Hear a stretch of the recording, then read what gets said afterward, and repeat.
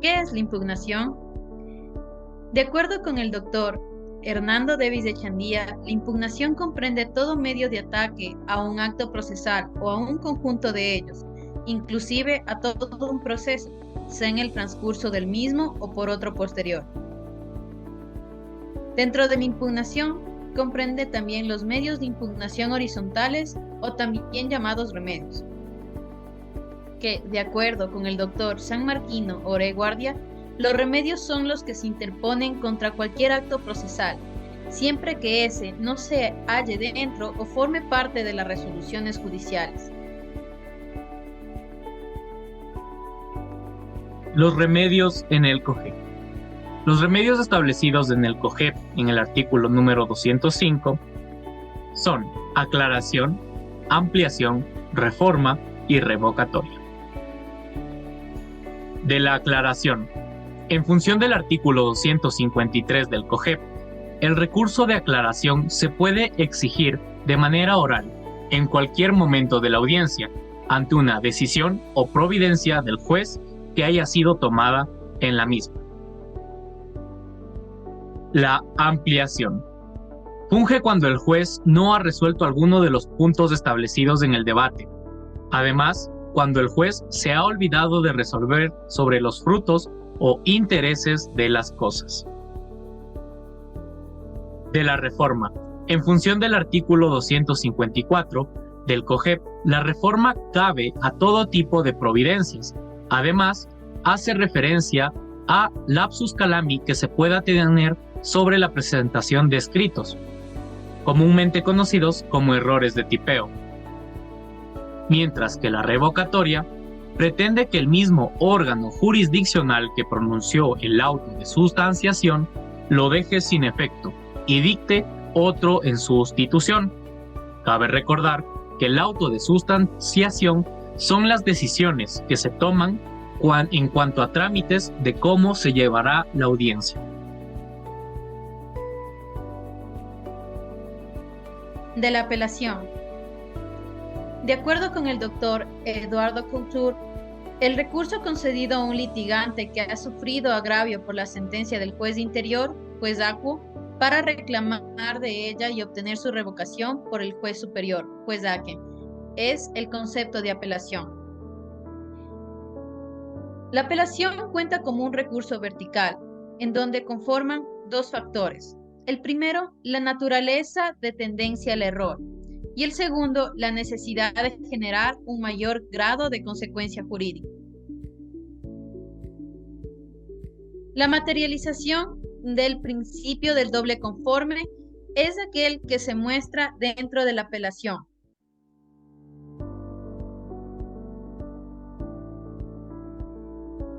Dentro de las características de la apelación tenemos que es un recurso ordinario que procede contra generalidades de las providencias. Procede en toda clase de juicios. Debe ser interpuesta ante el mismo juez. El conocimiento y resolución del recurso corresponde a un tribunal de jerarquía superior. Permite la revisión de todas las cuestiones de hecho y de derecho, lo que llamamos el reexamen. Es abierto, no está limitado a las causales específicas, consiste por un agravio sufrido por ese uno y posibilita al recurrente el acceso futuro a los recursos extraordinarios como el de casación. Respecto de la procedencia de la apelación. Una apelación no procede cuando existen juicios de honorarios profesionales, cuando se usa negativa pura y simple en los procesos ejecutivo y monitorio. Pero cabe recordar que se puede apelar ante todo aquello que la ley lo permite. El momento procesal oportuno para apelar es después del término de 10 días después de la notificación de la sentencia que el juez haya emitido hacia nuestro casillero judicial.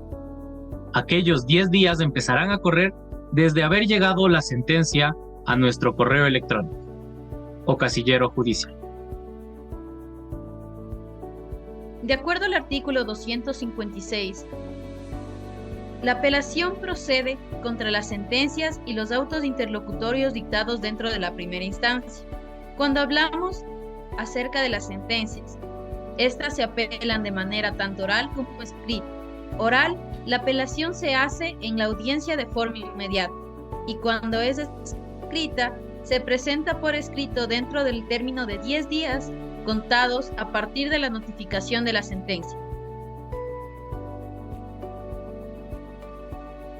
Los autos interlocutorios, por su parte, al igual que las sentencias, se apelan de manera oral y escrita. Oral, la apelación de manera oral, al igual que en la sentencia, se hace en audiencia de forma inmediata. Y de forma escrita se presenta en el término de 3 días contados a partir de la notificación del auto escrito.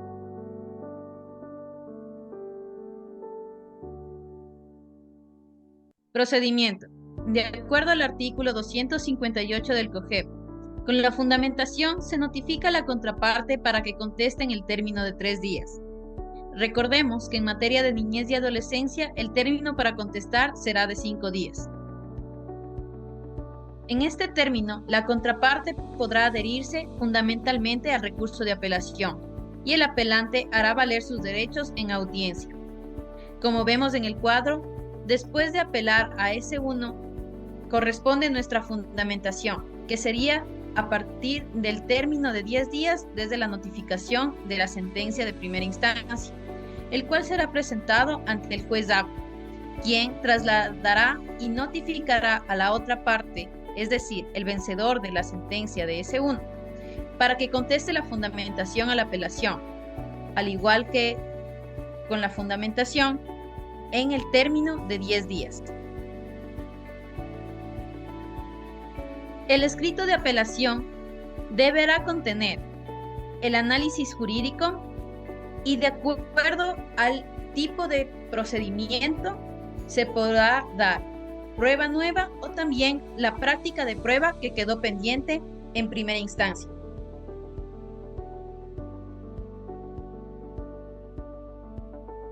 El recurso de adhesión, de apelación.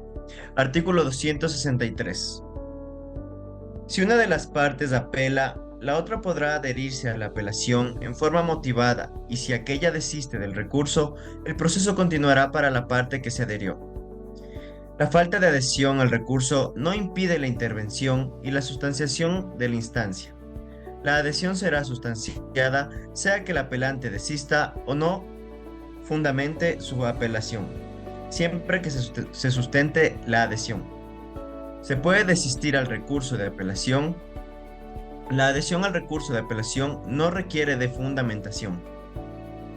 Es importante añadir que, si bien no es obligatorio la adhesión, por experiencia recomendamos que se lo haga.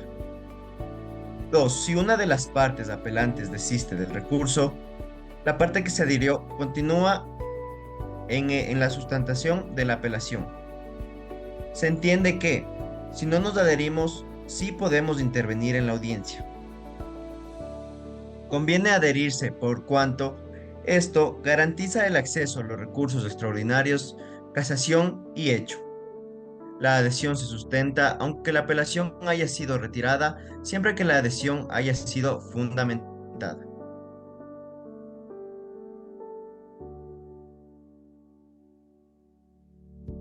Los defectos de la apelación. Artículo 261 al 262. Sin efecto suspensivo. Se cumple la sentencia de primera instancia aunque pase al Tribunal Superior para conocimiento y resolución. Procede solo cuando la ley lo disponga. El CONA dice que lo resuelto en S1 y que se haya apelado, los alimentos no tienen efectos suspensivos. Se tiene que seguir pagando lo que en S1 se estableció, luego se le puede devolver el pago en exceso. Además, en alimentos no hay sentencia, sino resolución de la cual yo puedo apelar. La misma ley nos avisará si las apelaciones tienen o no efecto suspensivo, como por ejemplo, sin efecto suspensivo es en el procesal, constitucional o contencioso tributario, o también violencia intrafamiliar. Con efecto suspensivo. Con efecto suspensivo tenemos que la suspensión de todo el proceso hasta que el tribunal lo resuelva. Procede contra toda sentencia o auto interlocutorio que podría dar por terminado un proceso. En el caso que el juez no se pronuncie sobre el efecto que tendrá la apelación, se lo entenderá como que tiene efecto suspensivo, ya sea de autos o sentencias. Y por último, con efecto diferido. El proceso continúa pese a la apelación. Es importante añadir que esta apelación no guarda relación con lo principal del proceso y procede solo cuando la ley se refiere a este efecto. Además, debemos añadir que se puede apelar de aquellos autos los cuales no ponen fin al proceso, como por ejemplo, auto de calificación a la demanda, auto de excepción previa y auto de admisibilidad probatoria, entre otras. Análisis de la Resolución 17-2015. En el artículo primero, el recurso de apelación contra autos definitivos y sentencias se interpondrá de manera oral en la audiencia respectiva, conforme lo previsto en la parte final del inciso primero del artículo número 256 del Código Orgánico General de Procesos. La o el juzgador tendrá por interpuesto el recurso que deberá fundamentarse dentro del término legal, que comenzará a transcurrir desde la notificación de la decisión por escrito. Una cosa es interponer en audiencia de manera oral, mientras que la segunda es fundamentar por escrito. En el artículo 2, excepcionalmente se podrá interponer recurso de apelación de la sentencia escrita o auto escrito en forma fundamentada, dentro del término de 10 días contados a partir del día de la notificación en los siguientes casos. Cuando una de las partes no hubiere comparecido a la audiencia respectiva, por caso fortuito o fuerza mayor, calificado por el Tribunal de Apelación. Y en segundo lugar, cuando la sentencia o auto escrito contenga asuntos no resueltos en audiencia, o cuando estos sean distintos a lo expresado en la decisión dictada en la misma, o aspectos que se deberá puntualizar expresamente. Se pueden apelar cuando lo dicho en sentencia oral no es lo mismo que se plasmó en la escrita.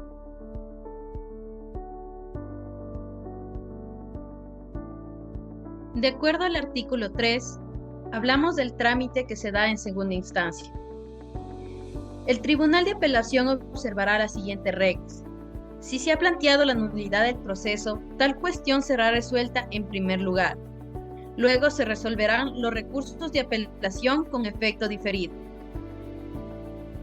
Las solicitudes de práctica de prueba para acreditar nuevos hechos o de aquella que ha sido posible obtenerla con posterioridad a la sentencia de primera instancia. Y por último, los cargos planteados contra el auto definitivo o sentencias. Por último, el artículo 4 nos habla que en caso de práctica de diligencias preparatorias, el recurso de apelación con efecto diferido será conocido por el Tribunal de Apelación una vez que haya decisión final en el proceso principal.